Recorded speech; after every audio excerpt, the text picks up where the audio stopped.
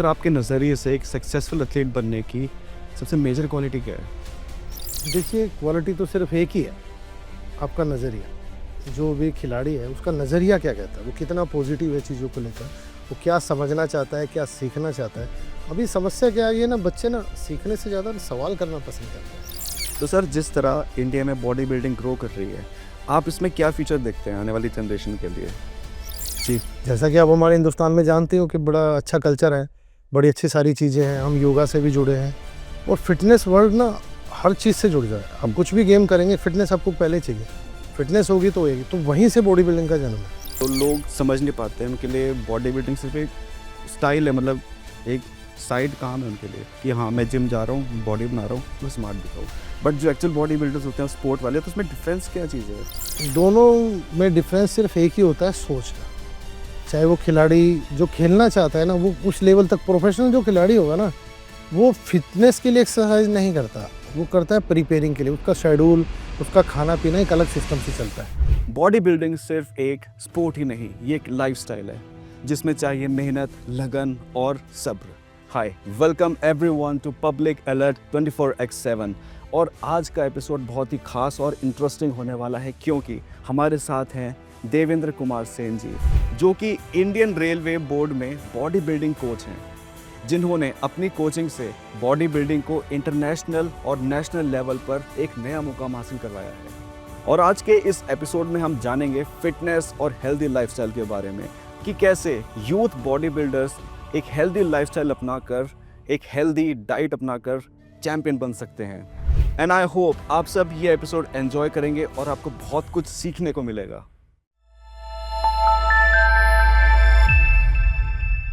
नमस्ते sir, and I welcome you to public alert 24/7। कैसा लग रहा है सर आपको आके आज? थैंक यू आप सभी को मेरा नमस्ते और बहुत बड़ा प्यार। पब्लिक अलर्ट 24/7 के साथ जुड़ के मुझे बहुत अच्छा लग रहा है। कैसे हैं सर आप? मैं एकदम बढ़िया हूँ, मज़े में हूँ। बहुत बढ़िया सर। तो सर एक छोटा सवाल है, आपकी जर्नी अभी तक की कैसे रही है और आपका फिटनेस और स्पोर्ट्स को लेके इंटरेस्ट कब जागा? जर्नी तो देखिए बचपन से शुरू हो गई थी। जब मैं नर्सरी क्लास में था, तो फर्स्ट टाइम मैं स्कूल की तरफ से रनिंग के लिए गया था। तो जर्नी तो स्पोर्ट्स की मेरी वहाँ से स्टार्ट हो चुकी थी। उसके बाद धीरे-धीरे स्कूल में जिम्नास्ट किया।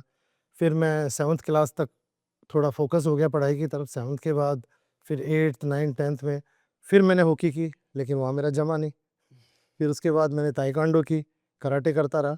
लेकिन उसमें बिकॉज़ ऑफ दैट, क्योंकि गवर्नमेंट की एफ़िलिएशन नहीं मिलती थी फेडरेशंस को, तो वहाँ से भी मेरा फ़ोकस थोड़ा-सा जिम की तरफ ज़्यादा गया, क्योंकि कोई भी गेम हमें करनी हो ना, उसके लिए फ़िटनेस बड़ी ज़रूरी होती है। बिल्कुल, तो फ़िटनेस के लिए आपको जाना पड़ेगा जिम, लोहा तो उठाना ही पड़ेगा। बिल्कुल। तो वहाँ से शुरुआत हुई मेरी बॉडी बिल्डिंग की।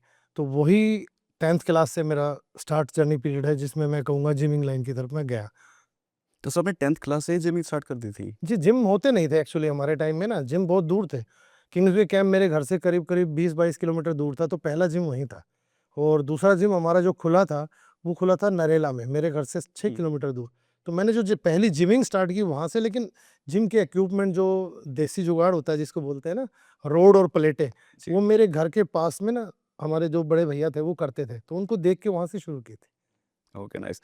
तो सर ये जब आपके माइंड में आया कि वो जिमिंग करनी है, तो लाइक आपका कुछ तो प्लान होगा फ्यूचर के लिए आपको, लाइक ये तो आपका साइड होगा, राइट? तो फ्यूचर प्लान क्या थे आपके? कोई जॉब एंड ऑल क्या था? देखिए, फ्यूचर प्लान का तो मैं जहाँ तक समझता हूँ, हमारे रूरल एरिया में ना फ्यूचर प्लान की नहीं सोचता कोई।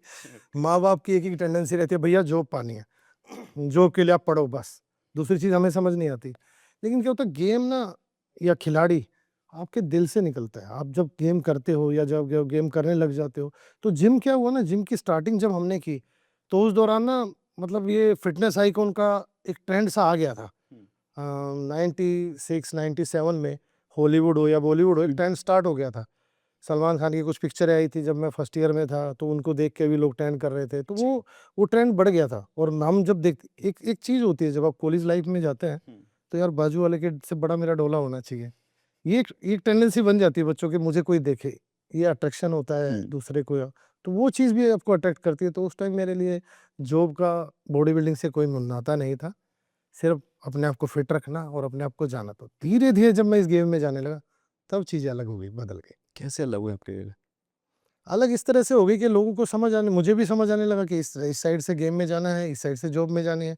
लेकिन क्या हुआ था कि कुछ सिचुएशन फैमिली की ऐसी थी कि मेरे लिए जॉब पहले ज़रूरी थी, कंपल्सरी थी, फादर नहीं थे मेरे, तो मुझे उस तरफ जाना था। तो मुझे गेम से क्विट करना पड़ा और मैं जॉब के लिए एग्ज़ाम की तैयारी की और बाय गॉड ग्रेस मैं रेलवे में जॉइन किया। मैं स्पोर्ट्स कोटे से भर्ती नहीं हुआ था। ओके। मैं इस गेम से भर्ती नहीं हुआ, मैं एग्ज़ाम से गया अपने डिपार्टमेंट में, लेकिन वो जो अंदर का कीड़ा था वो गेम के लिए ज़िंदा था। तो जब मैंने 2000-2001 में रेलवे बोर्ड जॉइन किया, उसके बाद मैंने सबसे पहले पता किया कि रेलवे बोर्ड में बॉडी बिल्डिंग टीम है या नहीं है। तो मुझे पता लगा टीम नहीं है, तो उसके लिए मैंने प्रयास किए, सिविल सर्विस बोर्ड गया कि कैसे हम टीम खड़ी कर सकते हैं, और मुझे ऐसे अच्छे ऑफिसर्स मिले जिन्होंने मुझे हेल्प करी और मैंने 2004-3 में टीम खड़ी करी रेलवे बोर्ड में पहली बार। पहली बार। जी, पहली बार रेलवे बोर्ड में बॉडी बिल्डिंग टीम आई। रेलवे में तो थी, लेकिन रेलवे बोर्ड में नहीं थी। तो वहाँ से जर्नी मेरी स्टार्ट हुई दोबारा से। तो रेलवे बोर्ड में उसमें डिफरेंस क्या है जैसे आप बता रहे हो? जी, रेलवे और रेलवे बोर्ड में डिफरेंस ये है, देखिए रेलवे रेलवे बोर्ड के अंडर आती है, ओके। लेकिन रेलवे बोर्ड रिप्रेजेंट करता है पीएमओ को, वो आता है सेंट्रल गवर्नमेंट में, और ये आ गई रेलवे बोर्ड के अंडर। तो दोनों का डिफरेंस ये हुआ, we are the head office, okay. हम रेलवे को रन करते हैं। जी। तो sir railway board and railway sports के साथ आपका कैसा एक्सपीरियंस रहा है? देखिए रेलवे बोर्ड और रेलवे स्पोर्ट्स प्रमोशन बोर्ड दोनों अलग अलग बॉडी है।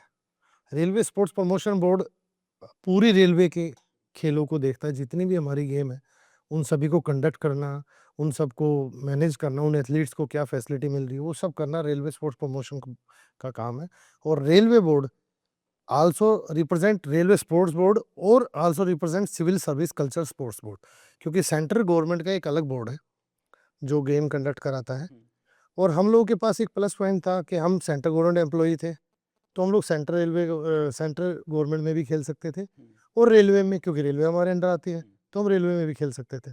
तो दोनों के साथ एक्सपीरियंस मेरा अच्छा रहा, क्योंकि दोनों एक ही है। वाह सर! ठीक है। तो जैसे कि अब जो हमारी यंग जनरेशन है, वो प्रिपेयर कर रही है खुद को एज़ अ बॉडी बिल्डर। अब वो चाहते हैं कि उनको गवर्नमेंट जॉब चाहिए, उनको रेलवेज़ में जाना है। तो उनके लिए क्या प्रोसेस हो सकता है?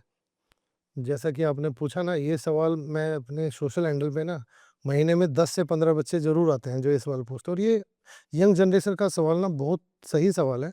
हमारे पास क्या है कि अभी गवर्नमेंट से ना कोई भी फेडरेशन की अप्रूवल नहीं है।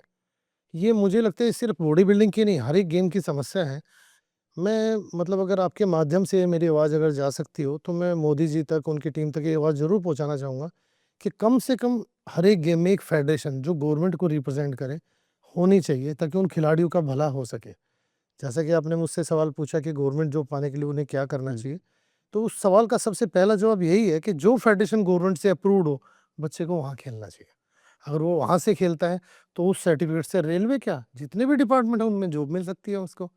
और उस जॉब के लिए वो सर्टिफ़िकेट क्राइटेरिया ही मेन होता है आपके लिए, नेशनल में सर्टिफ़िकेट लेना, स्टेट में सर्टिफ़िकेट लेना, इंटरनेशनल में सर्टिफ़िकेट लेना।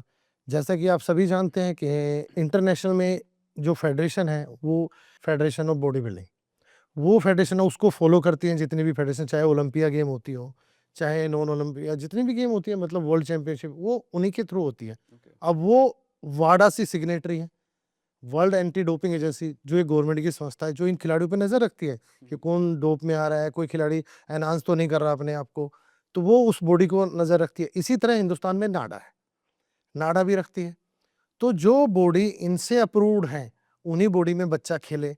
और दूसरा, जैसे जिन फेडरेशनों की अभी मान्यता नहीं है, तो उसके लिए भी बच्चे मुझसे सवाल करते हैं, सर अब हम कहाँ से खेलें? फेडरेशन तो हिंदुस्तान में बॉडी बिल्डिंग की अभी है नहीं। तो उसके लिए ऑल इंडिया यूनिवर्सिटी, जो भी बच्चा कॉलेज में पढ़ता है, ऑल इंडिया यूनिवर्सिटी अगर वो खेलता है, तो उस सर्टिफिकेट की पूरी वेटेज है, पूरी ही वेटेज है। और इंटरनेशनल फेडरेशन जो मैंने जैसा आपको बताया, अगर आप गूगल भी करेंगे ना हुँ। कि भाई जो ओलंपिया कराती है, वर्ल्ड एशिया कराती है, ऐसे तो बहुत सारी हैं जो करा रही है अपना, लेकिन जो वाडा से अप्रूव्ड है, उसमें बच्चा खेलता है, तो सर्टिफिकेट की पूरी वैल्यू है। उसके मार्क्स के आधार पर, उसकी करंट परफॉर्मेंस के आधार पर नौकरी ले सकता है। ओके। तो सर जिस तरह इंडिया में बॉडी बिल्डिंग ग्रो कर रही है, आप इसमें क्या फ्यूचर देखते हैं आने वाली जनरेशन के लिए? देखिए, मुझे तो जो दिख रहा है ना, वो दिख रहा है सिर्फ fitness. Doesn't matter body building और ये सब चीज़ें नहीं दिखती, मुझे दिखता है फिटनेस। मुझे लगता है कि आज के टाइम में ना हर एक इंसान को अपनी फिटनेस पे ध्यान देना चाहिए। जी। जैसा कि आप हमारे हिंदुस्तान में जानते हो कि बड़ा अच्छा कल्चर है, बड़ी अच्छी सारी चीज़ें हैं, हम योगा से भी जुड़े हैं और फिटनेस वर्ल्ड ना हर चीज़ से जुड़ जाए। आप कुछ भी गेम करेंगे, फिटनेस आपको पहले चाहिए। फिटनेस होगी तो होएगी, तो वहीं से बॉडी बिल्डिंग का जन्म है। तो बॉडी बिल्डिंग को मैं देख रहा हूँ कि बच्चे अगर अच्छी तैयारी करते हैं और फ़ोकस्ड होते हैं, गलत कोचेज़ के बाद नहीं जाते हैं, तो उनके लिए फ्यूचर है। आप जॉब पाने का एक अच्छा क्राइटेरिया, क्योंकि पहले क्या होता है कि ये जॉब क्राइटेरिया सिर्फ़ रेलवे तक सीमित नहीं रहा। हुँ। ऑल इंडिया पुलिस, जितनी भी पुलिस है उन सब में टीम है। पुलिस डिपार्टमेंट में टीम है, क्योंकि उन्हें भी तो फिट बिल्कुल। चाहिए बंदे, तो वहाँ पर भी ये टीम है। आपके रेलवे में टीम है, आपके रेवेन्यू डिपार्टमेंट से लेकर मतलब आप जितने भी गवर्नमेंट डिपार्टमेंट देखेंगे सब में टीम है, सभी मिनिस्ट्री से लेकर। तो अगर बच्चा अच्छी तैयारी करता है, बॉडी बिल्डिंग खेलता है, तो उसके लिए जॉब का एक अच्छा ऑप्शन बन सकता है। सर एक क्वेश्चन थोड़ा फ़नी होगा ये। जैसे आपने बोला कि जो पुलिस वाले फिट रहते हैं, मैंने अपनी लाइफ़ में मोस्टली ना मोटे-मोटे देखे हैं। वो क्यों, मतलब उन्हें कौन देता है ऐसे? नहीं, देखिए वो स्टेट पुलिस देखी है आपने?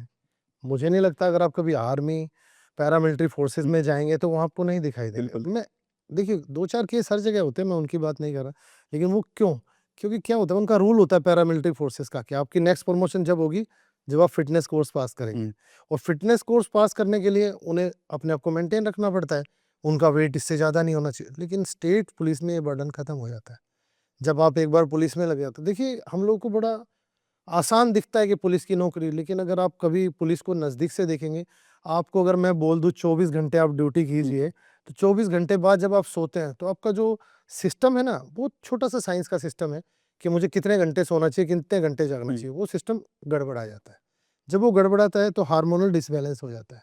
हार्मोनल डिसबैलेंस से ही आपकी बॉडी मोटा, पतला या मतलब मेंटली स्ट्रेस वो लेना शुरू कर देती है। और जितने भी पुलिस डिपार्टमेंट के लोग हैं, मैं खाली दिल्ली की बात नहीं कर रहा, उन सबके ऊपर स्ट्रेस के साथ-साथ ये जो ड्यूटी का बर्डन है ना, ये बहुत खतरनाक है। जो आपने देखे हैं वो लोग देखे हैं जो 24 घंटे ड्यूटी करने के बाद फिर 24 घंटे खड़े रहते हैं, हुँ, तो उनकी समस्या होती है खाना पूरी तरह से हज़म नहीं हो पाता, जी, टाइमिंग्स नहीं है। तो ये तो आप अगर घर में नॉर्मल इंसान को देखेंगे, तो उसका भी पेट बाहर रहेगा क्योंकि टाइमिंग नहीं है। हुँ। तो ये टाइमिंग होना भी बहुत ज़रूरी है और उसी से सब ठीक होगा। ठीक है। तो सर जैसे एक नॉर्मल बॉडी बिल्डिंग होती है हुँ, और एक होता है professional body building, like body building sport. हुँ। तो इसमें डिफरेंस क्या है? जो लोग समझ नहीं पाते हैं, उनके लिए बॉडी बिल्डिंग सिर्फ़ एक स्टाइल है, मतलब एक साइड काम है उनके लिए कि हाँ, मैं जिम जा रहा हूँ, बॉडी बना रहा हूँ, मैं स्मार्ट दिख रहा हूँ। बट जो एक्चुअल बॉडी बिल्डर्स होते हैं, स्पोर्ट वाले, तो उसमें डिफरेंस क्या चीज़ है? दोनों क्या डिफरेंट करते हैं सर अपनी लाइफ़ में? देखिए, दोनों में डिफ़रेंस सिर्फ़ एक ही होता है, सोच का। चाहे वो खिलाड़ी जो खेलना चाहता है ना, वो उस लेवल तक प्रोफ़ेशनल जो खिलाड़ी होगा ना, वो फ़िटनेस के लिए एक्सरसाइज़ नहीं करता, वो करता है प्रिपेयरिंग के लिए। उसका शेड्यूल, उसका खाना-पीना एक अलग सिस्टम से चलता है, कि मुझे कितने ग्राम प्रोटीन लेना है, मुझे कितने ग्राम खाना है, उसके हिसाब से वो तैयारी करता है। उसका वर्कआउट 1 आध घंटे नहीं होता, 6 जी, घंटे मिनिमम रहता है। अगर आप मेरे 6 जो घंटे मिनिमम, जी, जो लाइक कंटीन्यूअसली? कंटिन्यूअसली नहीं होता, गैप में होता है। हुँ, हुँ। जैसे मतलब एक पार्ट मुझे करना है, तो मुझे किस एक्सट्रीम तक वो लेके जाना है, तो 3 घंटे सुबह करेगा, 4 घंटे सुबह करेगा, एक पार्ट को लेकर, उसकी ग्रोथ के लिए काम करेगा। फिर उसके बाद कार्डियो सेशन करेगा, क्योंकि वो दोनों को मेंटेन रखना है, मसल को ग्रोथ भी करना है उसको और अपनी फिटनेस को भी बरकरार रखना है। लेकिन सेम जिसने नॉर्मल की आपने बात करी, वो लोग आते हैं, उनका क्या है कि मेरा अपर अच्छा दिखना चाहिए, एब्स से कोई मतलब नहीं है। कुछ लोग शो के आते हैं, एब्स के लिए। अब मैं एक छोटा-सा एग्ज़ाम्पल बताता हूँ। मोस्टली बच्चे हमारे से पता है क्या कहते हैं, सर मेरी शादी होने वाली है, मेरा पेट अगर करा दो। या मुझे थोड़ा-सा डोले, कॉलेज जा रहा हूँ, मेरे डोले बनवा दो। तो वो लोग फिटनेस तो चाहते हैं, हुँ, लेकिन वो सिर्फ़ इतनी ही चाहते हैं कि बस मेरा काम चल जाए। बिल्कुल। मैं टाइट टी-शर्ट पहन के घूमूँ तो मुझे दिखाई दे, या मैं मेरी शादी होने वाली है तो मुझे ये ना कहे कि भाई दामाद की फ़िज़ीक ऐसी है, दामाद अच्छा होना चाहिए। तो ये दोनों का सोच का फ़र्क है और कुछ नहीं। शुरुआत वहीं से होती है जिम से दोनों की, लेकिन रास्ते अलग हो जाते हैं। सर आपने कभी प्रोटीन लिया है, लाइक पाउडर हाँ, एंड ऑल? बिल्कुल, बिल्कुल। अब जो लोग वो अफ़ोर्ड नहीं कर सकते हैं, हुँ, बट उनको स्टिल स्टिल बॉडी बनानी है, हुँ। तो वो लोग क्या खा सकते हैं? क्योंकि आज के टाइम में ना हवा साफ़ है, ना पानी साफ़ है, ना खाना इतना प्योर मिलता है हम लोगों को कि हम लोग वो बॉडी में लेके आएँ, वो प्रोटीन जो कंटेंट चाहिए हमें, न्यूट्रिशन चाहिए, वो कैसे पूरा कर सकते हैं हम लोग? देखिए, बहुत अच्छा सवाल आपने मेरे से पूछा। मैं कई कंट्रियों में गया हूँ, मैंने ये चीज़ ना बड़ी नोटिस करी है। हमारे यहाँ ना एक्सक्यूज़ बड़े अच्छे देते हैं लोग। ज जैसा आपने बोला ना कि हवा साफ़ नहीं है, पानी, आपने कभी अफ्रीकन कंट्रीज़ के बारे में सुना है? जी। अगर आपने उनको थोड़ा नज़दीक से देखेंगे ना, वहाँ इतना खनन माफ़िया काम करता है और वहाँ के खिलाड़ी बॉडी बिल्डर, अब इंडिया में ना मैं कहता हूँ कि हम लोग 10% उसका जीवन नहीं जीते, वो लोग वहाँ खड़े हो जाते हैं। उनके पास ये नहीं है, उनको ये सिंपल फंडा समझना है। मैंने अभी थोड़ी देर पहले मैं आपको एक चीज़ बताता हूँ कि सॉरी, कि भाई लाइव फूड और डेड फूड दोनों में क्या डिफरेंस है। लाइव फूड वो जो डायरेक्ट रिसोर्सेज से आपको मिल रहा है, उससे अच्छा प्रोटीन किसी में भी नहीं है। बट सर आजकल तो इंजेक्शन लग रहे हैं हर चीज़ में। देखिए, injection is a different thing, food is a different thing, दोनों ही अलग-अलग चीज़ें हैं, दोनों अलग-अलग काम करती हैं। अब आप कॉलेज में पढ़ते हैं, कॉलेज में 2 तरह के बच्चे होते हैं पढ़ने के लिए, एक जो पूरा साल पढ़ते हैं, तैयारी करते हैं, दूसरे वो जो कुंजी लाते हैं, किताब लाते हैं, छोटी ट्यूशन पढ़ते हैं। सेम स्टेरॉइड्स काम करता है। स्टेरॉइड्स आपको एक दिन में पहलवान नहीं बना सकता, एक दिन में बॉडी बिल्डर नहीं बना सकता। स्टेरॉइड्स क्या करता है, आपके खाने को सही जगह लगाना, आपके खाने की मात्रा को सही जगह पचाने का काम करता है, लेकिन उससे बड़ा आ जाता है आपके लीवर किडनी पे। यही अब जो मैं बताया आपको लाइव फूड की जिनकी बात कर रहा हूँ, अब आप देखो एक सकारात्मक खाना खाने वाला और एक नकारात्मक खाने खाने वाला में दोनों में फ़र्क आ जाता है। लीवर किडनी की कितनी प्रॉब्लम आ जाती है आजकल के बच्चों में, छोटे-छोटे में शुरू हो गई, कि उनका फूड ही ऐसा हो गया है। लेकिन वही फूड अगर आप अच्छे की तरफ डाइवर्ट करो, वो रिपेयर कर देता है। अब आप बीमार होते हैं, छोटी-सी बात देखिए, हमारे घर वाले क्या कहेंगे, खिचड़ी बना दो, दलिया बना दो। क्यों? क्या वो ताकतवर है? जी हाँ, वही ताकतवर है। वो खिचड़ी और दलिया जो बोला हुआ बगैर मसाले का हम खाते हैं ना, उससे अच्छा प्रोटीन डाइट नहीं है। लेकिन हमारे यहाँ समस्या क्या हो गई ना, हम प्रोटीन पाउडर की तरफ जाते हैं। उसका रीज़न क्या होता है, क्योंकि हमें बाहर से नहीं अच्छा खाना मिल रहा है। तो प्रोटीन पाउडर कोई बुरा नहीं है, बशर्ते कि वो असली होना चाहिए। हिंदुस्तान में नकली चीज़ें बड़ी जल्दी आ जाती है और उनकी वजह से ये नेगेटिविटी फैलती है। तो अगर आप सही चीज़ ले रहे हैं, चाहे वो खाना हो, चाहे वो प्रोटीन हो, तो काम दोनों ही करेंगे। तो क्या ऐसा सच है कि जैसे मैंने कुछ लोगों को नोटिस किया है, मेरी लाइफ में से कुछ लोग हैं जो जिम जाते थे पहले, वो भर के प्रोटीन खाते थे और लाइक वो एकदम हट्टे-कट्टे हो चुके थे, बट आफ्टर जिम उनका सब छूट गया, प्रोटीन एंड ऑल, एंड उनकी बॉडी बिल्कुल ही लटक गई अब। और जो प्रोटीन पाउडर नहीं खाता था, लाइक जो eggs and all natural diet पे रहता था, उसकी बॉडी भी वैसी है, जिम छोड़ने के बाद भी। तो ऐसे डिफरेंस क्यों? ऐसा डिफरेंस आता है ग्रोथ से। आप कहाँ ग्रोथ लेके गए अपने शरीर की। देखिए, कोई भी चीज़ वो सदा एक जैसी नहीं रहती है। आपने अगर थोड़ा-सा देखा हो तो आर्नोल्ड श्वार्ज़नेगर के बारे में, हुँ। वो कैसा था, वो आज कैसा है। लेकिन कभी क्या किसी ने उसकी हिस्ट्री पढ़ी है? उसने आज तक जिम नहीं छोड़ा, वो आज भी जिम करता है। 82 आई थिंक वो 82 80 प्लस है, आज भी जिम जाते हैं। उनकी बॉडी का जो साइज़ था वो घटा ज़रूर है, लेकिन फिटनेस नहीं गई। जी, समस्या क्या आती है, जैसा आपने बताया कि बहुत सारे आपके नोन थे, जो प्रोटीन पाउडर खाते थे, तगड़े हो गए, लेकिन आज पतले हो गए। आज उनकी फिटनेस खराब हो गई। जी। देखिए, हमारा शरीर भी उसी तरह काम करता है, जो चीज़ हम उसको लिए देते हैं, जो प्रोवाइड कराते हैं। उन्होंने उस टाइम प्रोवाइड कराई ग्रोथ के लिए, लेकिन उसको बरकरार रखने के लिए क्या उन्होंने प्रोवाइड कराया? अगर वो अपनी फिटनेस को रखना चाहते, वो डेली जिमिंग करते या एक्सरसाइज करते, जो भी करते, चाहे योगा करते, वो फिट रहते, मोटे नहीं होते। अभी हमारे शरीर को आदत हो गई। अभी देखिए, कुछ लोग होते हैं जिनको आप पूरा भी खिला दो तब भी मोटे नहीं होते। कुछ लोग होते हैं थोड़ा खिलाओ गेन हो जाता हाँ। है। वो मेटाबॉलिज्म का खेल है। जी। उनका मेटाबॉलिज्म इतना फास्ट है, कुछ भी खाया हजम कर दिया, दौड़ते रहते हैं। एक छोटा बच्चा जो बहुत ज़्यादा एक्टिव पतला ही रहता है हमेशा, और एक बच्चा जो आलसी हो वो मोटा हो जाता है। तो शरीर हमारा जैसा पचाना सीख गया आपसे, हमें उसके हैबिचुअल भी तो लाना है। मैं भी किसी टाइम में 100 प्लस हो गया था, लेकिन हमने उसको लाया। तो ये चीज़ें उनको समझनी होगी, जो भी इस तरह के लोग हैं, जो ऐसा करते हैं कि मुझे फ़िटनेस पे उतनी ही देर काम करना है, जितनी देर मैं पहले करता था। तो वो ऐसे ही रहेगा जैसे न। सर आपके नज़रिए से एक सक्सेसफुल एथलीट बनने की सबसे मेजर क्वालिटी क्या है? देखिए, क्वालिटी तो सिर्फ़ एक ही है, आपका नज़रिया। जो भी खिलाड़ी है, उसका नज़रिया क्या कहता है, वो कितना पॉज़िटिव है चीज़ों को लेकर, वो क्या समझना चाहता है, क्या सीखना चाहता है।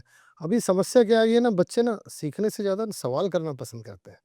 और वो सवाल में क्या होता है कि उनको खुद को ये नॉलेज नहीं है, जो बता रहा है उसकी वो बात सुनना नहीं चाहते। अब एक छोटा-सा एग्ज़ाम्पल है कि अगर आप एक मिट्टी का भरा हुआ गिलास हो, उसमें क्या भर सकते हैं? कुछ भर ही नहीं सकते। जिसने बाहर से सीख लिया, जो सीखना ही नहीं चाहता, उसको आप सिखा नहीं सकते। लेकिन जिसको सीखना है, जिस एथलीट्स को अपना करियर आगे ले जाना है, तो मुझे लगता है कि वो अपने कोच से, जो उसको बता रहा है, उसको सुने और समझे। हाँ, एक चीज़ एक और भी है, आज के टाइम में हमें कोच भी चूज़ करना आना चाहिए, जी। पता होना चाहिए। अभी एक बंदा जो स्टेट लेवल भी नहीं खेला कभी, अगर वो हमें कोचिंग देगा तो उसी लेवल तक हमें पहुँचाएगा ना। हुँ। लेकिन एक बंदा जो नेशनल या इंटरनेशनल गया है, तो हमें किस लेवल तक पहुँचा सकता है? मुझे कहाँ खेलना है, क्या गाइड करना है? तो इतनी नॉलेज आज के टाइम में, इतनी सारी इंटरनेट पे फैसिलिटी हैं, आप जा सकते हो, जान सकते हो। और अगर किसी खिलाड़ी की मैं मदद कर पाऊँ आपके चैनल के माध्यम से, तो मैं आपके लिंक में आप प्लीज़ मेरा नंबर शेयर कीजिए।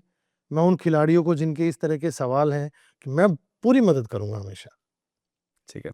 सर एक फ़न क्वेश्चन है मेरे पास। बचपन में आपको चॉकलेट पसंद थी कि डंबल? देखिए बचपन में तो सबको चॉकलेट ही पसंद होती है, डंबल का तो पता भी नहीं था हमें, तो मुझे चॉकलेट ही पसंद थी। तभी इतने जवान हैं आप।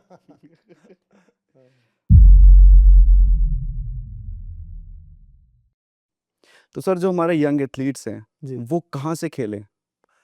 देखिए खेलने के लिए तो बच्चे को ना सबसे बढ़िया गूगल पे या इस पे नेट पे नॉलेज मिल जाती है कि मुझे कहाँ से खेलना चाहिए।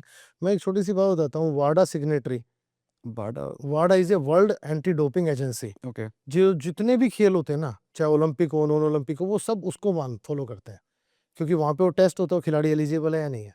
तो उस फेडरेशन के नीचे कौन सी फेडरेशन। तो सर जैसे आपने मुझे फेडरेशंस के बारे में बताया, तो जो एथलीट्स हैं वो ऐसी कौन-सी फेडरेशन के पास जाएँ, कौन-सी ऐसी फेडरेशन जॉइन करें कि वो अपना एक जॉब सिक्योर कर सकें, अपना फ्यूचर सिक्योर कर सकें? देखिए, जो इंटरनेशनल फेडरेशन है, उसको हमारे नेशनल में कौन बॉडी फॉलो कर रही है, ये आपको नेट से बच्चों को अच्छे से जानकारी मिल जाएगी। उन्हें ये देखना चाहिए वाडा सिग्नेटरी को कौन फॉलो कर रहा है, नाडा को कौन फॉलो कर रहा है। तो जहाँ तक मैं जान रहा हूँ कि वो जो कंडक्ट कराती है उसी के वहाँ ओलंपिक होते हैं, एशिया होते हैं और आपका वर्ल्ड चैंपियनशिप होती हैं। तो वो फेडरेशन जो इंडिया में जो रन कर रही है, जो वहाँ खेलती है, तो ये फेडरेशन जो है ये डॉक्टर संजय मौर्य जी रन करते हैं और ये फेडरेशन उन्हीं फेडरेशन इंटरनेशनल फेडरेशन को रिप्रेजेंट कर रही है। ओके। तो मुझे लगता है कि ये भी एक रास्ता है बच्चों के लिए जाने का, इंटरनेशनल और नेशनल, क्योंकि यहीं से आपको ओलंपिक का रास्ता भी, ओलंपियन जो ये चैंपियनशिप होती है ना, ये इन सभी वर्ल्ड चैंपियनशिप से रास्ता यहीं से मिलता है खिलाड़ियों को जाने का। तो यही एक रास्ता है। तो सर आपने अभी जिस फेडरेशन के बारे में बताया, तो एक एथलीट को उस फेडरेशन में पहुँचने के लिए क्या-क्या प्रोसेस करना पड़ता है? देखिए, सबसे पहला प्रोसेस होता है स्टेट स्टेट से स्टार्ट होता है। किसी भी स्टेट का खिलाड़ी हो, उससे पहले स्टेट चैंपियनशिप में पार्टिसिपेट करना पड़ सकता है। वहाँ से उसका रास्ता खुलता है नेशनल का। स्टेट में वो मेडल लेके आता है तो नेशनल खेलता है। जब वो नेशनल मेडल लेके आता है तो वो एशिया जाता है, साउथ एशिया, एशिया खेलता है।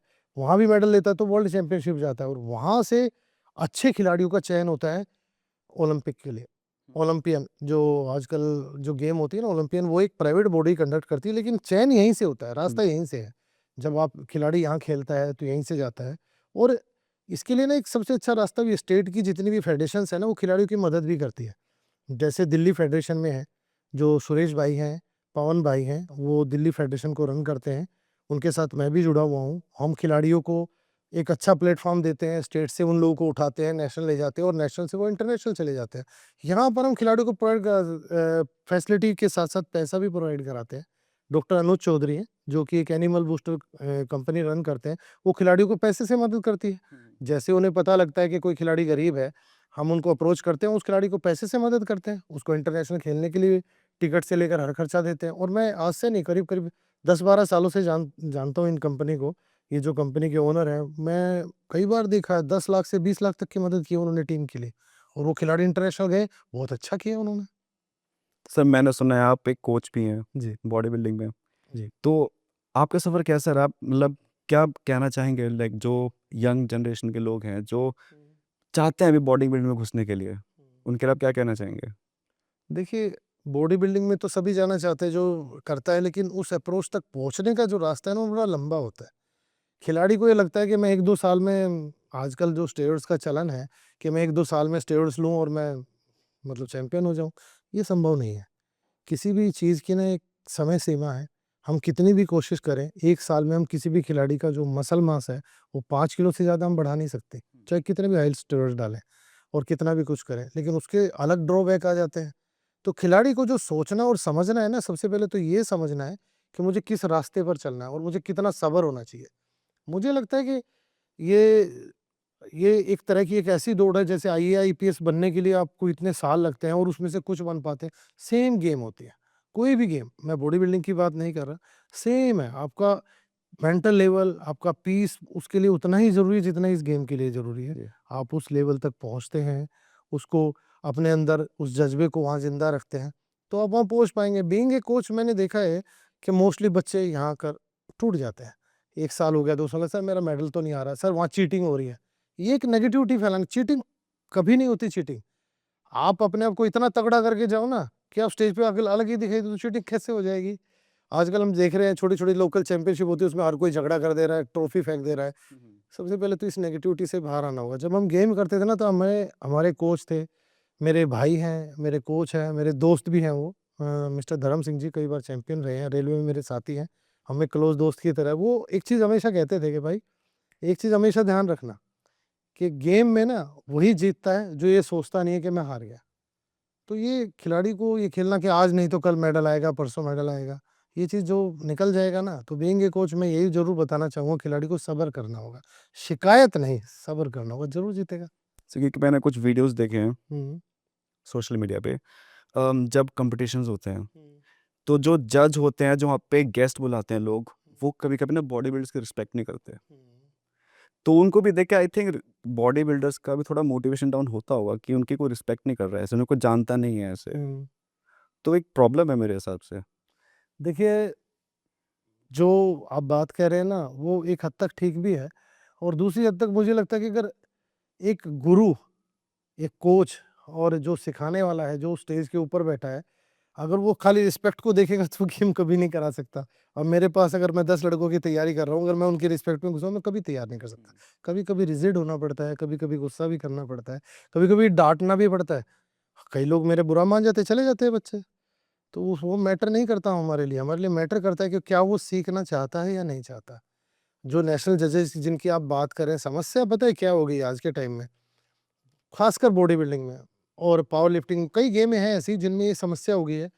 फेडरेशन अप्रूव्ड ना होने के कारण हर गली में 4 बार कोई तो जो चैंपियनशिप खेला, छोटी-छोटी अपनी प्राइवेट दुकान चला रहा है, तो वो नेशनल जज बन के बैठ जाता है। मुझे अगर मैं सही मायने में बात करूँ ना, कई साल लगे बॉडी बिल्डिंग की जजिंग सीखने में।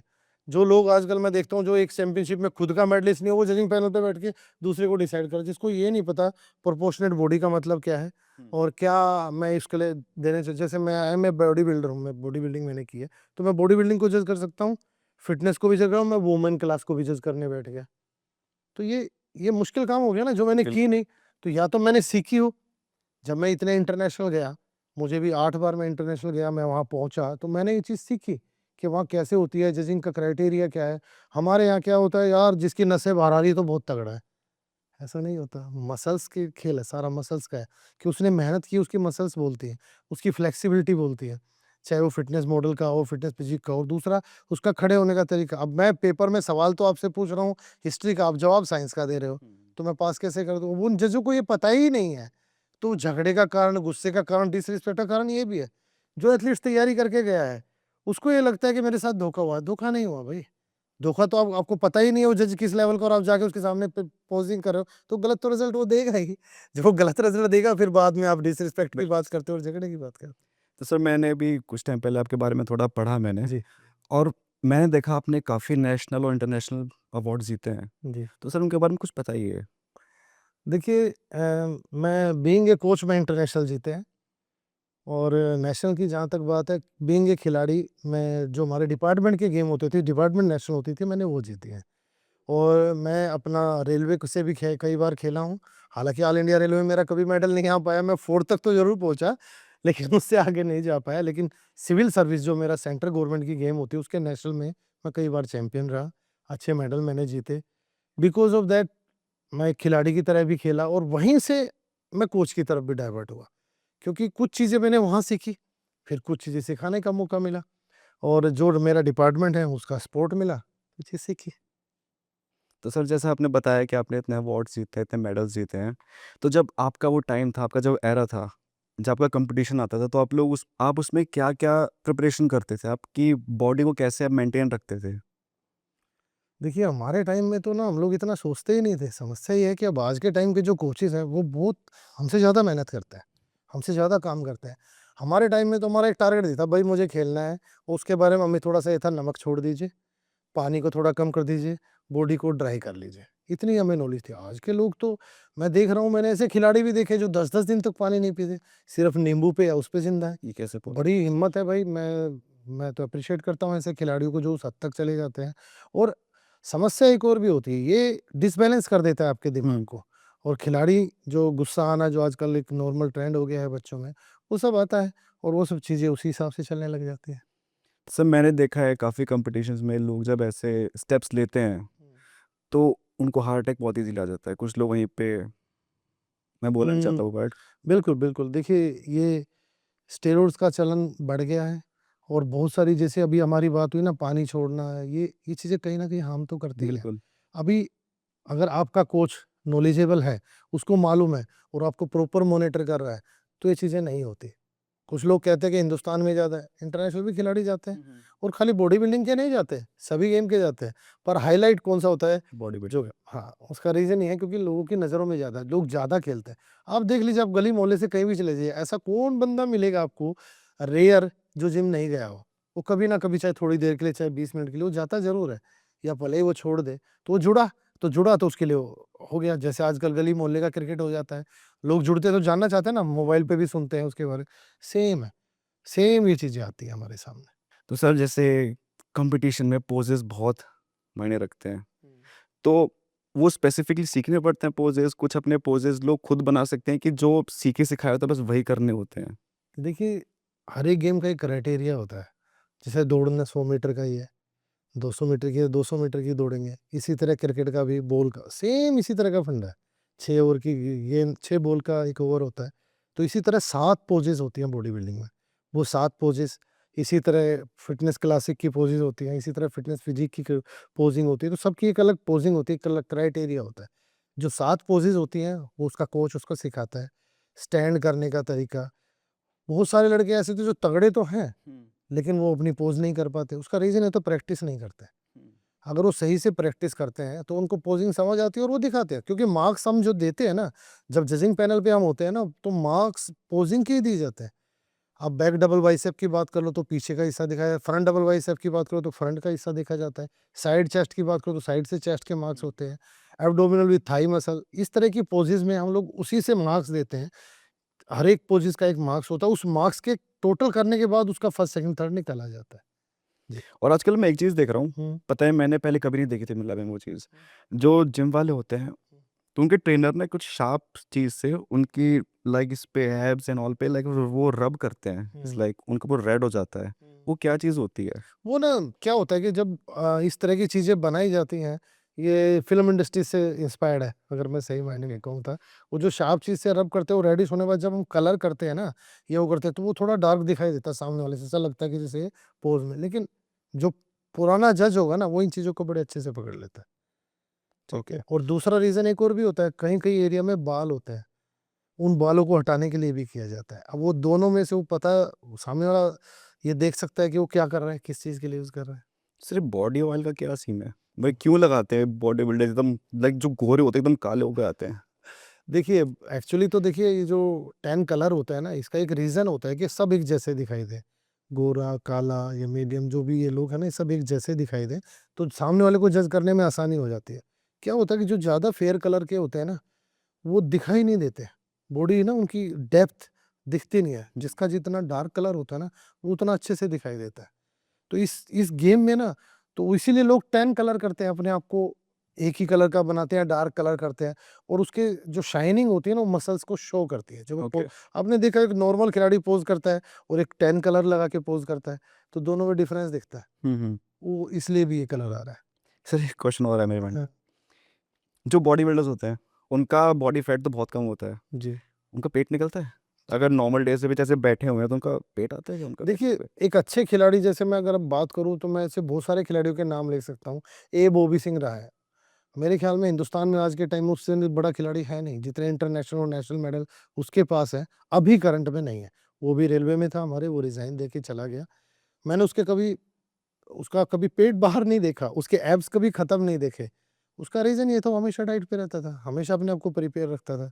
तो ये जो खिलाड़ी होगा ना, जो सही मायने में खिलाड़ी होगा, वो अपना फ़ोकस रहता है, और जो नहीं रहेगा, वो थोड़े दिन बाद खाता है, तो एकदम पेट बाहर आ जाता है। क्योंकि बहुत दिनों से जो चीज़ छोड़ी होती है ना, वो एकदम से पकड़ती भी है, फैट सेल्स एकदम से ज़िंदा हो जाते हैं। तो कुछ खिलाड़ी ऐसे भी होते हैं, जो बाहर आ जाते हैं, फिर करते हैं, फिर वो मेहनत उनकी डबल हो जाती है। मैंने तो ये भी सुना है कि कुछ जिन लोगों को एब्स निकालनी होती हैं वो लोग पानी नहीं पीते इतना। देखिए, ये सारा पानी और पीने का और इसका कोई रोल नहीं है। ये थोड़ा मिसकंसेप्ट है, जो ये लोग कहते हैं कि पानी ना पीने से एब्स नहीं आते, नहीं। उस मसल्स पे काम करना पड़ता है। आपको एब्डोमिनल के लिए जो एक्सरसाइज़ हैं, सिटअप्स हैं, वो कंटिन्यूटी में करना, कोई भी चीज़। आप वो बाइसेप बनाना है, तो बाइसेप की मसल्स डेली आपको उसको हिसाब से प्रिपेयर करनी होगी, तभी वो बाहर आती है। उसके साथ डाइट भी सेम एब्स का है। एब्स को पानी छोड़ने से कभी एब्स नहीं आएँगे, कमज़ोरी आ जाएगी, गिर जाओगे आप, फिर डॉक्टर के पास जाओगे। तो एब्स के लिए आप मेहनत कीजिए, एब्स बनेंगे। ऐसा कोई आदमी नहीं जो एब्स के लिए मेहनत ना करे। एक रिक्शा वाले को एब्स बनाने पड़ते हैं क्या? नहीं। कभी आप देखेंगे एक मज़दूर को, उसके कुदरती, क्योंकि हुँ। मेहनत कर रहा है। वो जो खा रहा है उसको पचा रहा है। तो ये तो हमारा भगवान ने बॉडी ऐसी बनाई, ऑटोमेटिकली होते हैं। आपको निकालने, सिर्फ़ उसको शेप देनी होती है। हर एक आदमी के मिलेंगे, आपके, मेरे, आप सबके मिलेंगे। हम लेकिन उसके लिए कितनी मेहनत कर रहे हैं, वो बाहर आए हैं। और सर आप इतने फिट हो, हुँ। तो आजकल की जनरेशन एक चीज़ बहुत पूछती है कि हम खाएँ कितना, वर्कआउट कितना करें? हमें क्या-क्या खाना चाहिए? क्योंकि कुछ लोग कहते हैं 70% डाइट, 30% वर्कआउट। क्या ये चीज़ सही है? यार ये तो सोशल मीडिया का कल्चर है। 70% डाइट और फलाना-ढिकड़ा है। मैं इन चीज़ों को थोड़ा-सा अलग नज़रिए से देखता हूँ। मुझे क्या लगता है कि आप कितनी मेहनत कर रहे हो, सारा डिपेंड तो उसी पे करता है ना। आप क्या सोच रहे हो? अब मैं सुबह 1 घंटा जिम करूँ और 2 घंटे खा पी के सो जाऊँ, तो फिर मैं 2 दिन बाद कोसूँगा, यार क्या फ़ायदा जिम का? आपको हर चीज़ मेंटेन तो करनी ही पड़ती है ना। जी। एक साइकिल चलाने के लिए भी आपको रफ्तार मेंटेन करनी पड़ती है, ब्रेक लगानी, कब चलानी है, सेम स्कूटर है, गाड़ी है, आप उसके लिए समझते हो, लेकिन मुझे इस पेड़ पे कब ब्रेक लगानी है, कब ये नहीं सोचते। तो ये बड़ा ज़रूरी है। हमारा आजकल कल्चर है, हम आजकल जो चीज़ें देखते हैं, गाने भी हैं, वोडका, फलाना-फीना, शॉट, ये सब चीज़ें चल रही हैं, तो मेंटल लेवल हमारा उस तरफ शॉट कर रहा है। अगर हम उसी मेंटल लेवल को खाने-पीने और इन चीज़ों पे फ़ोकस करें, तो क्या ये नहीं हो सकता? ये भी हो सकता है। बिल्कुल हो सकता है। जी। सर दूध या फिर प्रोटीन पाउडर? देखिए, मैं जो ये दोनों चीज़ों की बात हो रही है ना, तो मैं तो दूध को ही फ़ेवरेट है मेरा तो। बचपन से दूध, घर में गाय-भैंस थी, तो दूध पीता था, तो मेरा तो फ़ेवरेट वही है। लेकिन अभी क्योंकि चूँकि आज के टाइम में मिल्क प्रोडक्ट्स के लेकर इतना चीज़ें भ्रामिक बनाई गई है, मुझे ऐसा लगता है, जैसे पानी को लेकर, क्या हम लोगों ने बचपन में नॉर्मल पानी नहीं पिया? तो बिल्कुल हम पिया। आज के टाइम में सिर्फ़ वही पीना, वो गंदा हो चुका है, ये फलाना हो चुका है, नहीं। मुझे लगता है आपका शरीर खराब हो रहा है। इसीलिए आप उसको हज़म नहीं कर पाते। एक खेत में किसान आज भी काम कर रहा हो, खेत के जोड़ का पानी पी के खड़ा हो जाता है यार। हुँ। वो दौड़ता भी हो करता है, वो बीमार नहीं होता, लेकिन एक शहर का आदमी फ़िल्टर पानी पी रहा है, तब भी बीमार हो रहा है। तो ये सारा शरीर का खेल है, सारा वहीं से चलता है। आज की बिज़ी लाइफ़ में लोग स्ट्रेस लेते हैं, हुँ, मोटापा गेन करते हैं, हुँ, थकते बहुत जल्दी हैं। हुँ, तो उनके लिए आप क्या कहना चाहेंगे कि अपने घर पे जितना भी टाइम मिले, उस टाइम में वो लोग ऐसा क्या वर्कआउट कर सकते हैं? कोई 4 या 5 वर्कआउट जो वो लोग अपनी हेल्थ को थोड़ा सुधार सकते हैं, उस बुरी आदतों से? देखिए, इस मामले में मैं ओशो को बड़ा मानता हूँ। तो मैं एक बात ज़रूर कहना चाहूँगा कि सबसे पहले तो हँसना सीखिए। कोई भी इंसान हो ना, उसका स्ट्रेस लेवल वहीं से कम होना स्टार्ट हो जाएगा। जिसको हँसना आ गया, उसको जीना आ गया। हुँ। क्योंकि जीना भी एक कला है, अब ये कला सीखनी चाहिए, और मुझे ऐसा लगता है कि फ़िटनेस को पाने के लिए जो आदमी स्ट्रेस में है, जी। अगर वो हँसना सीख गया, तो 50% स्ट्रेस उसने कम करना सीख लिया। बिल्कुल। फिर आ जाएगा वो फिज़िकल पे। तो फिज़िकल करने के लिए ना, उसे अपने जीवन में, कई लोग ऐसे हैं जो 24 घंटे का काम है, 24 घंटे का रेस्ट है। ऐसा ज़रूरी नहीं कि आप रोज़ जिम जाओ, रोज़ एक्सरसाइज़ करो। अगर आप महीने में 10 दिन भी आप कर पाए, भले ही आप जिम नहीं गए, आपकी छत है, खाली है, थोड़ी पीटी की, थोड़ा रनिंग की वहीं पे। बचपन में नहीं होता था, आप हुँ, हुँ। खेलते थे, कूदते, जंप मारा, ये मारा, तो कभी फैट बढ़ा, कभी स्ट्रेस आया। लेकिन समस्या क्या होगी, अब आप पुतले की तरह बैठ जाते हो घर आके, खाया-पिया, लेट गए, फिर ये टेंशन चल रही है, यार वहाँ करा था, आज ये काम करना है, आज वो करना है। करना तो है, अब नहीं भी करेंगे तब भी होगा। क्या आप नहीं होंगे, क्या वो चीज़ें नहीं घटेंगी? बिल्कुल। वो घटेंगी, लेकिन हम लोग क्या, वो भूल गए हैं, उस जीने के तरीके को भूल गए हैं। आज के टाइम में हँसना और हँसाना, ये बहुत ज़रूरी है। तो मुझे लगता है कि आप घर पे आए हो या काम से आए हो, तो सबसे पहले तो आप हँसिए, तो आप सामने वाला वैसे ही हँसने लग जाएगा। तो 50% आपकी चीज़ें ठीक होने लगेंगी। और फिज़िकल के लिए आप, क्या मैं कहता हूँ कि सभी अवेयर हैं, बस उसकी तरफ चलना है हमें, एक कदम बढ़ाना है, चीज़ें आने लगेंगी। जैसे कुछ 5 वर्कआउट बताएँ, हुँ। कुछ कोई भी 5 ईज़ी से जो लोग कर लें, हाँ, बोरियत में भी, हाँ, आलस खा के भी, हाँ। कुछ 5? तो सबसे पहला तो मेरा वर्कआउट हँसना ही होता है भाई। सुबह उठ के, जैसे पार्कों में आप देखेंगे, बुजुर्ग हँसने की प्रैक्टिस करते हैं, ताकि करते एग्ज़ैक्टली। हैं, और लोग उनको कई बार कहते हैं, यार देख बड़े, मुझे लगता है कि वो बहुत सही है। आप घर में अकेले में हँसिए, कोई नहीं देख रहा, आपको एजिटेशन होती है, पब्लिक में हँसिए, पार्क में हँसिए, सबसे पहले एक्सरसाइज तो आपकी वो है।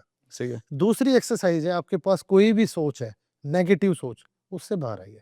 ओके। अगर आप नेगेटिविटी से बाहर आते हैं ना, तो वहाँ से भी आपकी चीज़ें ठीक होने लग जाएँगी। तीसरी एक्सरसाइज की जो मैं बात कर रहा हूँ, खाना। आप खाना अपना सिमुलेट कीजिए कि मुझे कौन-सा खाना किस टाइम खाना है, कब खाना है, कैसे खाना है, ये आपके लिए जानना बड़ा ज़रूरी है। आप बहुत सारी चीज़ों को जान लेते हैं। मैं यहाँ जा रहा हूँ, तो मुझे यहाँ रुकना है, या मुझे ये बात करनी है, या इस महफ़िल में मुझे ऐसे बैठना है, या मुझे इस तरह, तो ये चीज़ भी खाने की चीज़ों को लेकर भी होना चाहिए। और चौथी चीज़, आप जो भी चीज़ आप खा रहे हैं, किस टाइम खा रहे हैं, कब खा रहे हैं, ये जानना भी ज़रूरी है। अब रात को आप 12 बजे आए हैं, भूख होना हो, घर वाले ने खाना बना दिया है, फैमिली खाना, यार खा ले खाना, नहीं तो कुत्तों को डालना पड़ेगा, तू खा ले, नहीं? तो जो जिस सिचुएशन में आप हो, ज़रूरी नहीं है खाना। जी। आपको लगता है कि आपको ज़रूरत है तो कुछ भी अच्छा सा फूड खाइए, हेल्दी फूड खाइए, आप ये चीज़ समझ सकते हैं। और 5वां आ जाता है एक्सरसाइज़ पे। एक्सरसाइज़ भी आप अगर मान लीजिए सुबह टाइम नहीं मिला, शाम को नहीं मिला, दोपहर को आज नहीं मिला तो कल कीजिए, कीजिए ना। आप अपने आप चीज़ों को साइडलाइन की करने की बजाय उसके साथ चलना सीख जाएँगे। तो मैं तो अपने ऑफ़िस में भी एक्सरसाइज़ कर लेता हूँ बैठा-बैठा। रामदेव ने भी कितनी सारी चीज़ें सिखाई हैं, साँस को अंदर बाहर करना है। क्यों नहीं सीखते हम लोग योगा को? क्यों नहीं सीखते हम एक्सरसाइज़ को? बिल्कुल। आप अपने काम को आप अगर थोड़ी-सी अगर फ़िल्मी लाइन की तरफ भी जाएँगे, जो कराटे किड वगैरह इस तरह की बच्चों की फ़िल्में आती हैं, उसमें सिखाया जाता है कि आपका काम ही आपकी एक्सरसाइज़ है। उसको एक्सरसाइज़ की तरह कीजिए। आप अगर जीने पे चढ़ रहे हैं, तो 1 बार चढ़ने के बजाय 4-5 बार चढ़ जाइए, होगी ना कैलोरीज़ बर्न। आप अपने घर में बैठे हैं और आपका टॉयलेट का प्रेशर लगा हुआ और दरवाज़ा नहीं खुला, 10 बार दौड़ते हो, बैठोगे नहीं। तो ठीक होने के बाद दौड़िए ना। छत पे जाइए, थोड़ी एक्सरसाइज़ कीजिए, योगा कीजिए, हो जाएगा, बिल्कुल। Thank you sir. आप पब्लिक अलर्ट 24/7 में आए, आपने हमें अपना कीमती टाइम दिया और ऑनेस्टली हमें बहुत कुछ सीखने को मिला है आपसे। सिर्फ हमें नहीं, जो भी हमें देखते हैं, जो भी हमारी ऑडियंस है, वो सब बहुत कुछ सीखने वाले हैं आपसे sir. Thank thank you you. So much. आपका भी बहुत-बहुत धन्यवाद, आपकी पूरी टीम का धन्यवाद। मुझे ये मौका मिला कि मैं कुछ आपके और किसी के काम आ सकूँ, तो मैं तो हमेशा तैयार हूँ। आप या आपके चैनल के माध्यम से जो भी कोई मुझसे अगर इस तरह की राय लेना चाहता है, तो मैं हमेशा रेडी हूँ। मुझे लगता है कि मैं ही नहीं, हर एक वो खिलाड़ी, हर एक वो कोच रेडी होगा हमेशा, जो किसी के काम आ सके। तो मैं आपका और अपनी फैमिली का, जिनके कारण मैं आज यहाँ बैठा हूँ, उन सबका, अपनी माँ का, अपने परिवार का धन्यवाद करता हूँ और आप सबका भी धन्यवाद करता हूँ, जो आप लोगों ने मुझे मौका दिया कि मैं कुछ किसी को गाइड कर सकूँ। एंड आई रियली विश जो घर बैठे आलस खा रहे हैं, वो आपके देख के मोटिवेट पक्का हों। थैंक यू सो मच यार। जिस तरह आपको ये एपिसोड इंटरेस्टिंग लगा, उसी तरह आप हमारे चैनल पर जाके और भी एपिसोड देख सकते हैं जो ऐसे ही इंटरेस्टिंग हैं। And please do not forget to like, share and subscribe. Thank you.